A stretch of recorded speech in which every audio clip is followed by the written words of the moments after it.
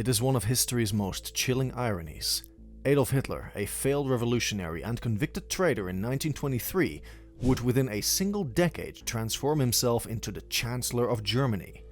The road from Landsberg prison to the Reich Chancellery in Berlin was not paved by violence alone. It was built on words, propaganda, crises, and the exploitation of democracy itself. By 1925, Hitler had been released from prison, his party scattered, his reputation uncertain. By 1933, he stood at the pinnacle of German politics, legally appointed to the highest office in the land. This is the story of how a fringe movement rose from obscurity to power, carried forward by one man's obsession, one nation's despair, and one global crisis, the Great Depression. When Hitler walked out of Landsberg in December 1924, he entered a Germany that had changed. The hyperinflation of 1923 had been brought under control by the Dawes Plan, with help from American loans. The paper mark, once worthless, had been replaced by the Rentenmark, restoring a fragile sense of stability. For the next few years, Germany enjoyed what some called the Golden Twenties. Cities like Berlin blossomed with nightlife, cabaret, cinema, and modern art. Industry revived, wages rose, and middle-class families felt as if the nightmare of post-war collapse might finally be over. But beneath the glitter, bitterness remained. Millions still despised the Versailles Treaty. Nationalists simmered with rage over Germany's lost territories.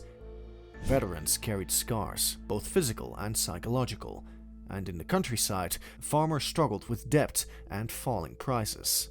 For Hitler, this was both a blessing and a curse. On one hand, the improving economy made revolution unlikely.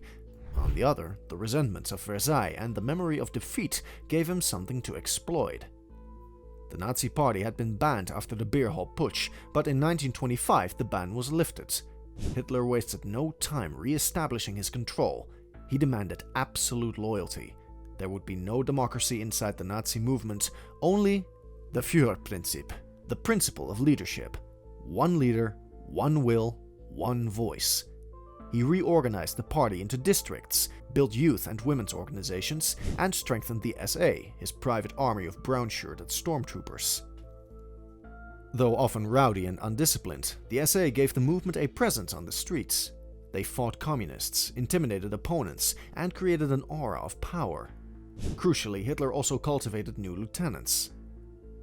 Among them was Joseph Goebbels, a gifted orator and master of propaganda. Goebbels recognized that politics in the modern age was not just about ideas, but about images, emotions, and spectacle. Under his influence, Nazi rallies became theatrical productions, complete with banners, music, and carefully orchestrated speeches. Still, throughout the late 1920s, the Nazis remained a fringe party.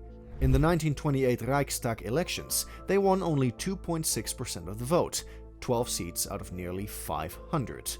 It was a humiliating result for a man who dreamed of leading Germany. But history was about to hand Hitler a gift. October 1929, Wall Street collapsed. What began as a financial crisis in New York spread across the globe like wildfire. Germany, dependent on American loans to prop up its economy, was hit especially hard. Factories closed, banks failed. By 1930, unemployment in Germany had soared to nearly 3 million. By 1932, it reached 6 million, 1 in 3 German workers without a job. Families lined up at soup kitchens. Middle-class savings evaporated. Farmers lost their land. Despair seeped into every corner of society. The political system, already fragile, now seemed incapable of solving the crisis. The Weimar Republic became a symbol of weakness, its coalition governments paralyzed by division. And in that vacuum, extremists thrived. Hitler sensed his moment. Unlike cautious conservatives or wavering centrists, he spoke with clarity and conviction. He offered no compromise, but certainty. In speeches that drew thousands, he thundered that Germany's suffering was not an accident, but the result of betrayal. That Marxists and Jews had conspired to weaken the nation, and that Versailles had humiliated the German people, and only national rebirth could restore pride. To the unemployed worker, he promised jobs. To the middle-class shopkeeper, he promised stability. To the farmer, he promised protection. And to nationalists, he promised revenge. Hitler's genius lay in his ability to tailor his message to every audience, while always keeping the central themes of unity, struggle, and renewal.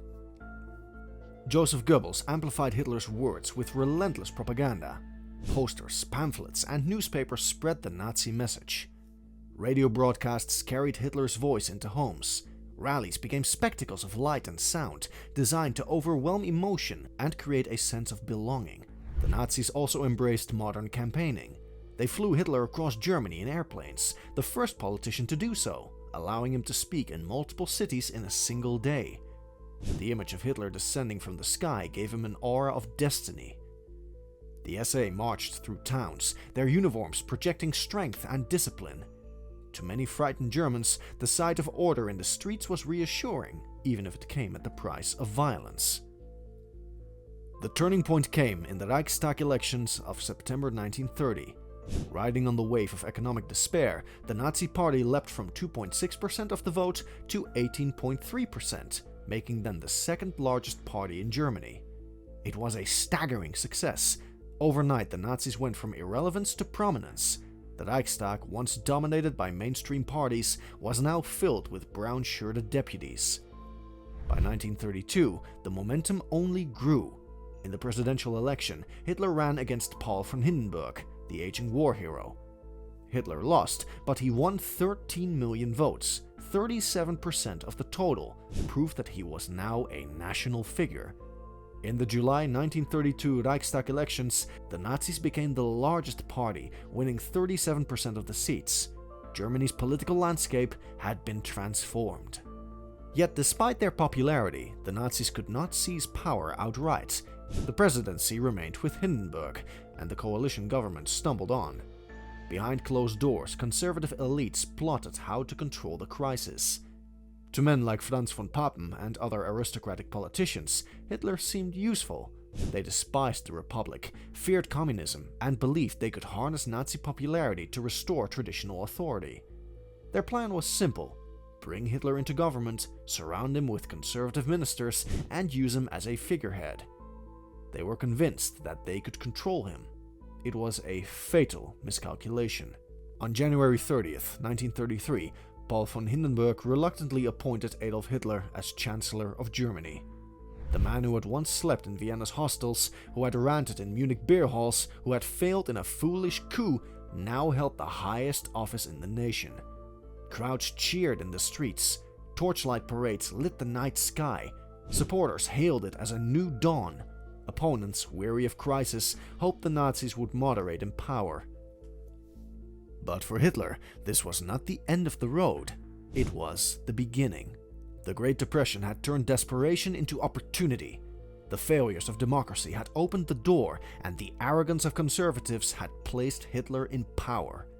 From Chancellor, he would move swiftly to eliminate opposition, crush democracy, and establish dictatorship.